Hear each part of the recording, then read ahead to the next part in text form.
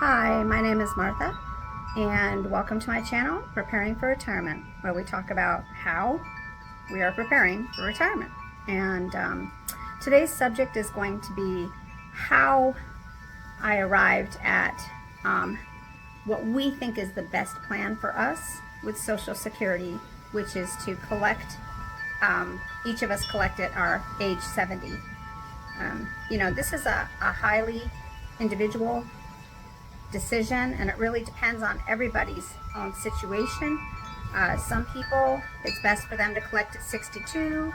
Some people, it's best for them to collect at 65, 67. For us, the best thing to do is 70. So I want to show how I arrived at that decision, the thinking that went into it. And I'm going to use a software tool called Boldin, and it used to be known as New Retirement, and it lets you run several different scenarios so that you can arrive at the one that will work best for you. So before I go to the software, I just want to give you a little bit of background. So I'm going to retire at some point this year. I will either be almost 59 or 59. Depends on what day I actually retire. I'm supposed to work through the end of the year, but I might not need to. They might have me replaced before then. My husband will be, he's now 62, and he will be 63 if I work to the end of the year. So, we talked about whether or not he should start taking Social Security as soon as I have no income. We talked about all sorts of things. So, and again, with our situation, my family has pretty extreme longevity. My mother is 89, and she's the baby of the family, and everybody else has lived into their 90s. I have her older sister who's 96 right now and spry as can be, so I expect that I will live a long time. My husband, his mother passed of heart disease. He does not have heart disease, and he's extremely healthy. And his dad passed of the cancer that he has already beaten. So, and his dad passed at 80. So we have every reason to believe, since he is also extremely healthy and extremely active, we have every reason to believe that, Lord willing and the creek don't rise, that we will live well past our 80s. And that's, in our break-even scenario, it's almost 80 years old for us for a break-even. So let me go ahead now and go to the Boldin software, and I can show you how we arrived at our decision. Okay, so here we have Boldin. I've opened up the program. I will have a link to this software in the description below.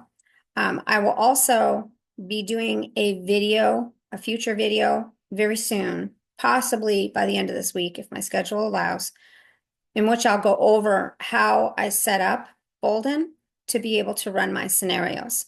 I love this program. I have set up so many scenarios and erased them all and set up more, and I've tested everything under the sun.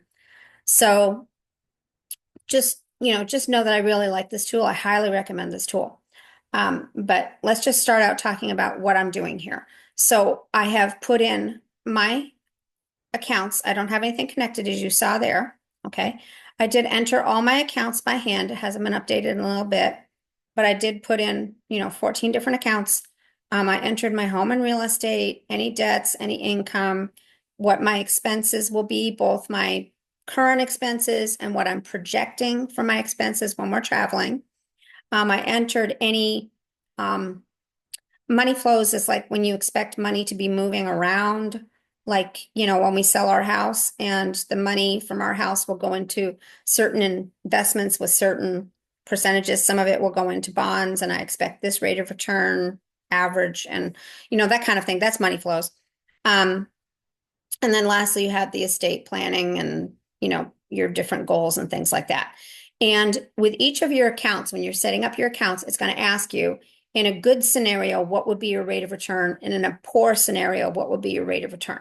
And then your average is going to fall in the middle of that. So they try really hard to be quite exacting. In this particular scenario, I do have Roth conversions and I have maxed them to the estate value. So I am converting all of my pre-tax 401k and IRAs to Roth accounts. And so that will happen in the first 7 years after we retire before my husband turns 70. And at that point, we start taking Social Security for him, which will pay for a good part of our expenses. So that's part of how we're going to be able to do this. But let's go ahead and go over to the expenses and healthcare tab. And then on this right-hand side, you can see that I have an average income after January 2026. After my retirement, that will be my average income per month. And then my average expenses after a month will be that amount. Now, I want to qualify the average income after that month. I believe that also includes returns and dividends in um, my retirement accounts, which I'm not going to touch. I'm going to be living off of the money from the house and any other post-tax savings that we already have, not including Roth retirements account. We want those to ride. So we won't need all of that. We won't take all of that. Okay. So as we scroll down, we can see that we have a lifetime income projection. That right there includes the sale of the house. And then how our savings are going to go up, and the color coding is per account. So you can see in the listing what we're projecting future accounts to be. And then finally, we have projected expenses. And this is where I was able to test and see that, no, we don't have to collect until we're 70, given our current plan. So it tells you where you want to pull your money from, how much money to pull from each account each year. I have a higher amount, as you can see in 2027, I have 128,000 for my annual because I'm doing a big big Roth conversion. So my taxes are higher in 26, 27, and then a little bit higher, going forward. But this is, saying I'm going to do all my conversions in 2 years. I may not do that. I have another scenario right here where I finesse the Roths a little bit, and you can see it spread out more. So, I'm doing them more over time, and I'm trying to do that to lessen my tax implications. But I still end up with plenty of money in the end. So as we go 2029, we're still able to cover our expenses from our post-tax savings. Age 30, 2030, he's 68. We're still able to cover. 31, he's 69. We're still able to cover. And 32, he's going to start receiving Social Security right in here. And so if we scroll up, you can see that in 2026, again, that's, the sale of the house, other. And then 2027 is when we start to see our income from our investments coming in. And then we're going to draw down from savings to pay the taxes for the Roth conversions. And so all of that is done by about 2031, I think, in this scenario is when I'm about done. Maybe it's 32. Yeah, it's 2030. No, 2031. I'm about done. So now, it's assuming that your spending is increasing. So you need to make sure you have more income. It's going to index everything, right? So we've got our Medicare enrollment has happened for me. My husband was already on it. So now we're paying Medicare Part B costs. And now you're starting to see, the expenses are 62.5, expenses are 59.6. Well, now this is where you can see the income. His Social Security has started. So he's born late in the year. So he's only got a couple of payments in 2032, but now it's 2033. And so you can see that we're able to cover a good bit of our expenses with his Social Security. And so we go along for 4 years like that. And then all of a sudden, we've both got Social Security.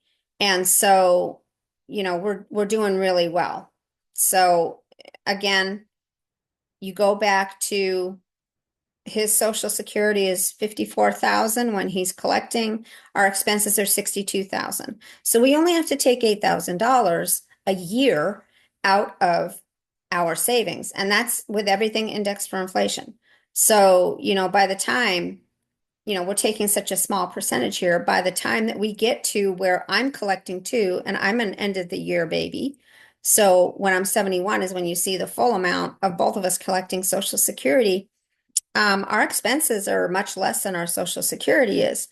So, we have a small amount of RMDs because apparently I have a few dollars left in the accounts. Um, but our expenses are less. So at that point, we would start to put money into our savings and, or maybe we can up our expenses a little bit. Maybe we can spend a little bit more. Um, so what you can see here with the accounts and assets, you can see what happens here. That right here in 2025, I'm still working. 2026, I'm retired, but we start to do conversions.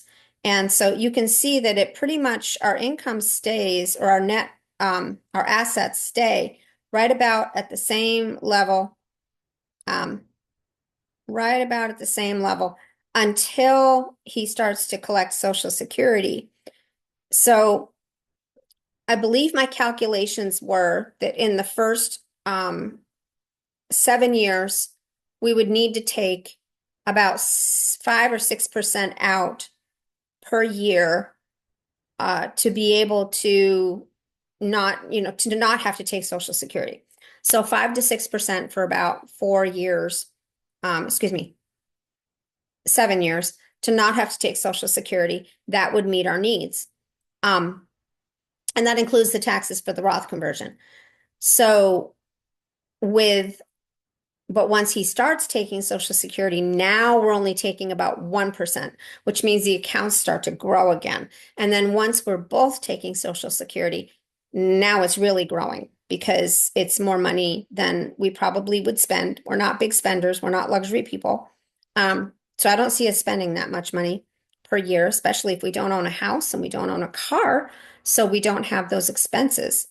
Um, so at that point, we're actually putting money back in, and that's how the growth just really takes off, is because, we're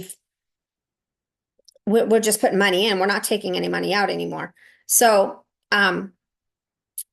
here I've even I think it's right here. What I like to do is I like to check and see, okay, will this work if my pessimistic settings are taken into account? So let's go to the overview. My pessimistic settings are so pessimistic. Let me just say, if this happens globally, we've got issues. So my pessimistic settings, I believe I have them set to 5% inflation every single year for 35 years, which is unsustainable. And then I believe I have rates of return down around 2% for every single year. So you can see that that wouldn't fly. I mean, something would break long before then, but I like to do things in extremes. So that's what I've done. I've done an extreme. And you can see that my retirement chance of success is still 95%. With tools like this, I've seen a lot of analyses of these tools from experts. And with tools like these, most experts will say, don't worry about, whether you get to 99% or not. They're generally happy if you're up and over like 75% or 80%. Because we've got what, 100 and what is it, 150 years in the market to look at, averages and whatnot. That's a pretty good way to look at it, 150 years. So, we're going to have the money from the house sale, as well as windfall and any savings that I have that I will keep more liquid. I'll have some of it invested, but we're going to have, 7 years worth of cash that will not be heavily invested in the market, and we're going to have an emergency fund. So, if we have that worst case scenario where all of a sudden next year and maybe the year after that and possibly even the year after that, maybe it's like going back to the 70s and we have several years, we still don't have to touch those investments that are in our retirement accounts. We don't have to touch those. We've got a good 7 years. Now, worst case scenario, it goes on beyond 7 years. Well, then, we can start taking Social Security early. If it seems like, everything is kind of going downhill and really there's no return, we can start taking Social Security early and we're going to be okay because we have our expenses set so low. And we can still, beyond that, we can make the expenses lower by just traveling to very low cost countries. There are some real ultra low cost countries. There are wonderful places. Ecuador, Vietnam, Cambodia is quite lovely and it's up and coming. Thailand is still, compared to the US, it's still low cost. It's getting more expensive at times. Bali is very low cost. Um, there's lots of places, Peru, um, Uruguay, Paraguay. There's so many places that you can live that are lower cost. Yeah, a whole section of Eastern Europe is lower cost. So you can make it work if you need to make it work. And again, it's because we don't have a house, so we don't have a mortgage, we don't have homeowners insurance, we don't have a home maintenance, we don't have property taxes, we don't have the full house utilities. We just have whatever a little apartment would use. And half the time we make it studio apartments, so that's not much. Um, we don't have a car, so we don't have car insurance. We don't have depreciation. We don't have, well, depreciation doesn't. We don't have car insurance. We don't have maintenance. We don't have to worry about getting a new car, so repairs and the cost of a new car every however many years, which I don't buy new cars anyway, but that's another subject. We don't have to buy another car. So we don't have these costs that, in the United States are just the majority of our budget. So we won't have those. So with our flexibility, it makes sense for us to collect at 70. Now, you can talk about, what if they cut back on Social Security amounts, or what if, one of us dies before we're 80 because that's our break even. Remember, that's our break even. So one of us dies before 80. So I had that thought. And if my husband already started collecting at 70, he's got the higher Social Security, okay? Because I was a stay-at-home mom for about 14 years, and didn't make much money or maybe a little money volunteering or working for a nonprofit part-time. I didn't make hardly any money. So his Social Security is higher than mine. So it makes sense for him, at least him, to wait until 70. And then if he passes, then I get his higher amount. And that's how that works. If he passes, then I can take his immediately and forfeit mine. It stinks. It's not the best system, but it is what we have. So to make sure, I did a scenario with one of us dying at 80, because whether it's me or whether it's him, whoever it is going to take the higher amount. So I still have this set on pessimistic, and you can see I still have a chance of success of 93%. So, so for us, it makes sense at the very least to get his Social Security up to the highest amount that we can get it to, which is age 70.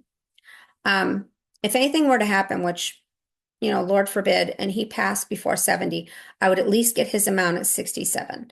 And I think his amount at 67 is really close to mine at 70, so we might have to finesse it just a little bit. But, at that point, I would take a look at it, when I'm up to making decisions, and we figure it out. But you can see someone dying at 80, we can still do it. I could take it down to someone dying at, 75. We're still going to be able to do it. And if I move it to the average rate of return, you can see I'm right back up to 99% again. So, so anyway, Boldin is a wonderful tool. I can look at, the account balances every time I make a change like that. They give you a projected estate value at the end. They tell you what your lifetime total taxes are going to be.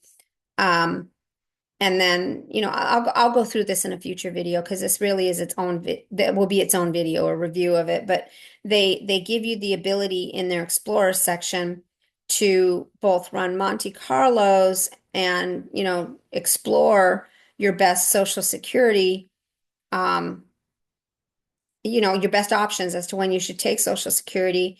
And, in running that, um, it did say that our next, I have to go past I have to show you because it has you do it every time. So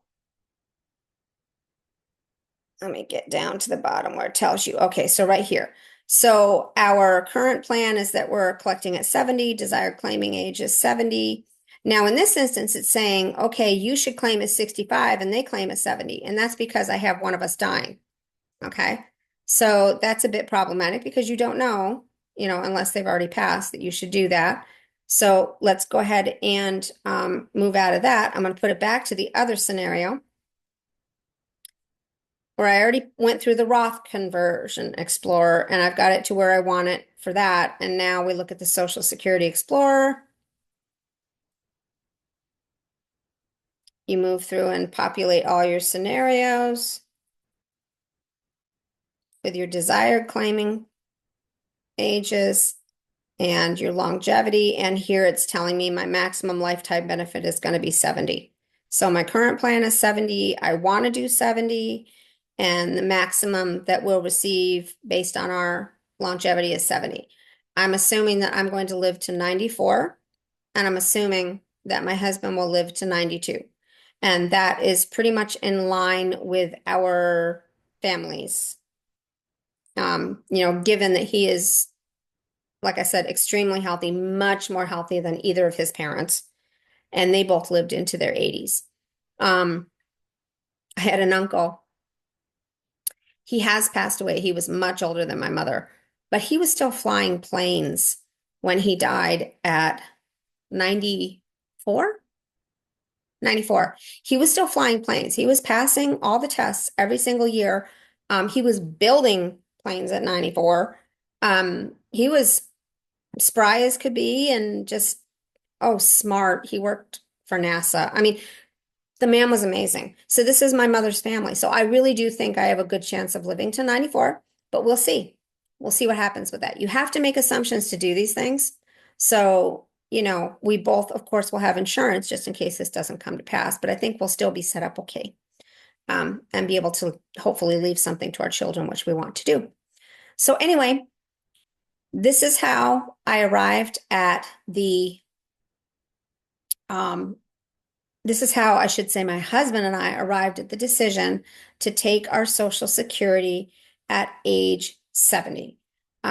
It's based on these different scenarios and, what would work best for us. And like I said, if something happened, we would just start taking it early. He could take it now. He would have a, 30% reduction. So obviously we don't want to do that. We want the person who is left still living at the end to have the highest check. That's our concern, is that person that's left has the highest amount. So, we can pay for several years, at about, I think it's a 5, 6, maybe even a 7% rate of withdrawal for the first few years. You couldn't do that forever, but we can do it for a few years until we get to him taking Social Security. And now we're only taking like 2% out or 1%. And with that, your accounts are growing. And then 4 years later, I'm taking, and now we're not taking anything out of our savings. So that's how we get to this again. So I highly recommend this this software. I will do a full review and how you set it up. Um, but once you get it set up, you can run so many different scenarios. You can test everything under the sun. You can test, someone having to go into long-term care at some point. There's all kinds of scenarios that you can try out and see if they work. So highly recommend. But in any case, that is why our decision was to wait and claim Social Security at 70. Um, despite the fact that you can claim it and invest it, despite the fact that you can, there's all these different, calculators out there. We believe that we're going to live past that break even point. And our thought is, for the person that's left in the late stages alone, possibly in your 90s, we want to give them the maximum guaranteed income that we can. And for us, that was waiting until we're both 70. So anyway, if this video was a blessing to you, then I'd ask you to please like and share. Subscribe to my channel if you want to get more content like this. As I said, I will be doing another video soon on Boldin. I do want to review it. I love it. I absolutely love it. I got the paid version, but you don't have to. There's a free version. It doesn't have some of the bells and whistles that this has, but it has a lot to offer.